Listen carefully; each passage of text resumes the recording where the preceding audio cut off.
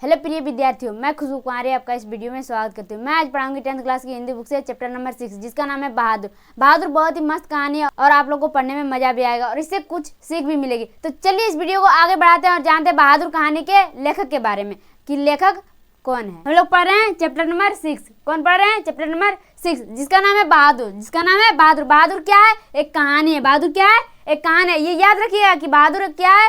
कहानी है। हम लोग अभी पांच चैप्टर पढ़ चुके हैं। तो किसी में ललित निबंध था, किसी में भाषण था, किसी में निबंध था, तो किसी में कहानी था। तो ये है कहानी। क्या है? कहानी है। आप लोग भुलाइएगा नहीं कि ये क्या है? कहानी है।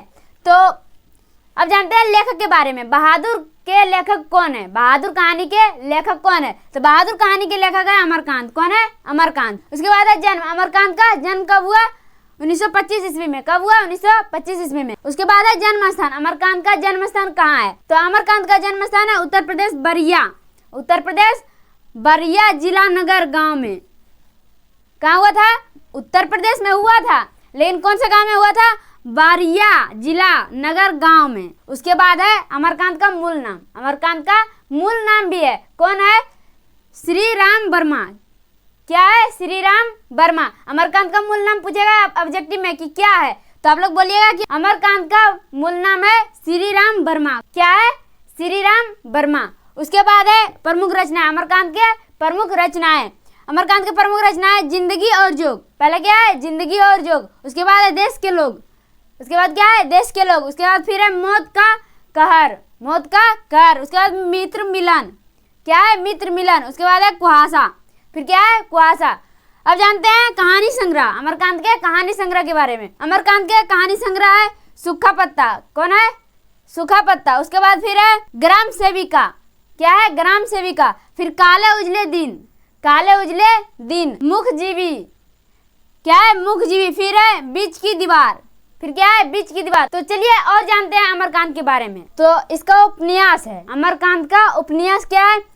इन्हीं हथियारों से। क्या है? इन्हीं हथियारों से। फिर है मृत्यु। अमरकांत का मृत्यु कब हुआ? अमरकांत का मृत्यु हुआ 2014 में। कब हुआ? 2014 में। हाल फिलहाल में ही हुआ है। उसके बाद है उन्होंने दैनिक अमृत। क्या? उन्होंने दैनिक अमृत पत्रिका तथा दैनिक भारत के उन्होंने दैनिक अमृत तथा दैनिक भारत के संपादकीय विभागों में काम किया। फिर है उपन्यास पर उन्हें 2007 में साहित्य अकादमी पुरस्कार से सम्मानित किया गया। 2007 में उन्हें साहित्य अकादमी पुरस्कार से भी सम्मानित किया गया है। किस पर सम्मानित किया गया है? उपन्यास पर। किस पर? उपन्यास पर। उसके बाद है सन 2009 में। कब? सन 2009 में भारतीय ज्ञानपीठ पुरस्कार। भारतीय ज्ञानपीठ पुरस्कार श्रीलाल शुक्ल के साथ संयुक्त रूप में दिया गया। पहले तो बोला गया सन 2009 में।